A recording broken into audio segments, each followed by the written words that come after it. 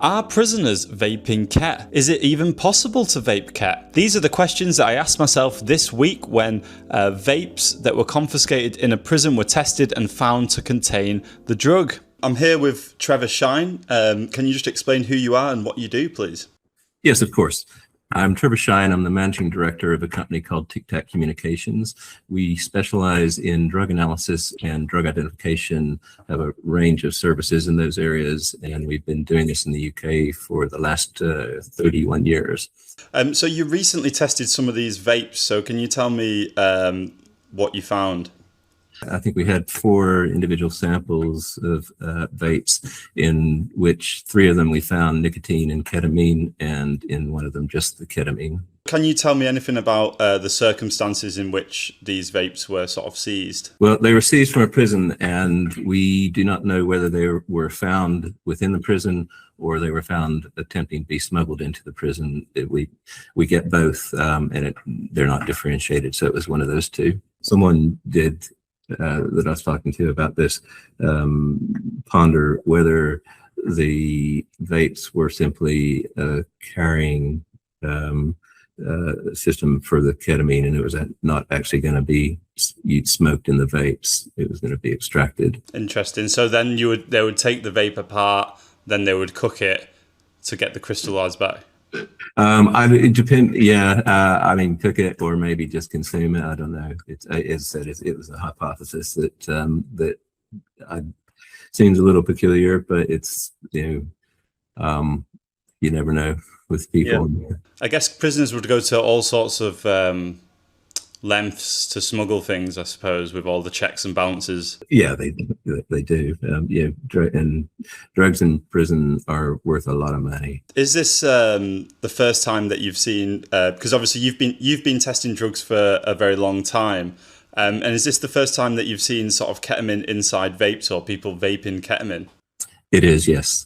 I've never heard of anyone in the UK vaping ket, and I couldn't find any other testing or any reports other than this one in The Sun, which didn't really seem credible. But then I found this study, which suggests that in Singapore, people do sometimes vape ket or the anesthetic etomidate. It's often referred to as K-pods. Zombie vapes, space oil, K-pods. They all mean the same thing. Drug-laced vapes that contain substances such as ketamine, cannabis, etomidate, cocaine, and even meth. Among the things that have been found in these K-pods is the anesthetics like ketamine, entomide, and then artificial cannabinoids, among other things. So what do we know about how effective vaping ketamine is?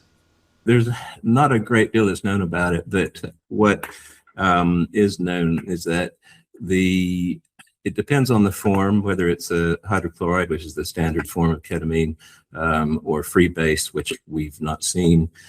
So you have to take the assumption that what we found and what is normally seen in these when they're found in vapes is the hydrochloride, and that would not make for a terribly effective way to consume ketamine. The reason being is that the temperature in vapes varies, and at high temperatures in a hydrochloride it will destroy a good part of it. How much it destroys will depend on the heat of the vape, and as I said, that varies from vape by vape. From what we know and from what I've read, it is not a very effective way to consume ketamine. Okay. And what other sort of when you think of sort of depressant drugs in vapes, what else have you seen? Typically, when we find drugs in vapes, it is either THC or synthetic cannabinoids. What about is it metathiomidine? Never seen it in a vape. Okay. Don't see a great deal of it anywhere, and definitely never seen it in a vape. How dangerous would you say vaping ketamine would be? Well, I'm not a toxicologist, so I can't really answer that question. But what I would say is that the danger would be there from the standpoint of what I believe the inability to control dose. Because if you don't know how much is being destroyed or not being destroyed, then you have no idea how much you're consuming. And what sort of drugs do you normally see, do you test that came from prisons? One that we see the most of by a pretty good margin is cannabis. That's followed by synthetic cannabinoid receptor agonists. These days, almost always in the form of having been impregnated onto paper. Steroids, if it's a men's prison, and also I should add that the synthetic cannabinoids are also almost never seen in women's prisons, so it's a men's prisons again. Lower amounts of Class A drugs, it's usually heroin, occasionally cocaine, but it's not a big prison drug. And then Class B drugs, which will consist in Class Cs, again, not a great deal of them. There'll be things like codeine, benzos. So basically people more want downers to sort of like get through that experience rather than stimulants. You don't see many stimulants or MDMA in a prison. It's not, you're not there to have a bop. Pretty much similar with homeless people. You want things that are going to sort of blot your day out, make it go by without you having to think about it much. So would you say that there was any particular health warnings around the ketamine in vapes? It goes back to the inability to control dose. But that's a completely unknown, and that is what gives that's where the health issues or potential health issues exist. Just not knowing what you're getting, and having no way of knowing. Mm-hmm. So these vapes were all confiscated during the same incident in the same prison. Over a period of time, yes. Over a period of time. So could you say that it's just sort of like, it's rather than a wider trend, it's just an anomaly kind of thing at the moment? So they came from the same prison. I'm not sure what the period is. It's usually, we usually get things that have collected for at least a few months. They looked similar. So I would say that yes is the short answer. I think it's an anomaly. We haven't seen it before, and it's possible that it's the start of a trend. Okay, and just one last question. You mentioned that the synthetic cannabinoids are a phenomenon that's in male prisons. And what drugs do you see in female prisons? Well, pretty much the same, with the exception of the steroids and the synthetic cannabinoids. A little bit more heroin than we see in male prisons. It's hard to draw comparisons on what we do, because we analyze drugs from a very small portion of the overall prisons in the country.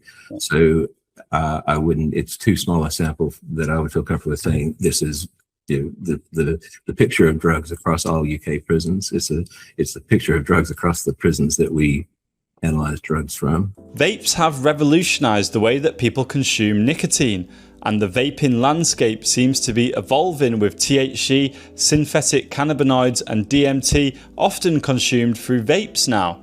The appeal of consuming drugs through a vape seems to be linked to the convenience and discreetness. Users can easily carry a vape pen and consume the substance without drawing much attention, or of course risk being caught with a baggie which contains something that is clearly illegal. Perhaps that's why it's big in Singapore, where being caught with drugs can result in severe penalties, even execution for trafficking cases. Is ketamine the latest drug to go down the vaping route, or is this just simply an anomaly? I don't know, but I'm going to watch this space to find out. Let me know what you think in the comments. If you find these videos useful or interesting, hit the bell notification, and I'll see you on the next one.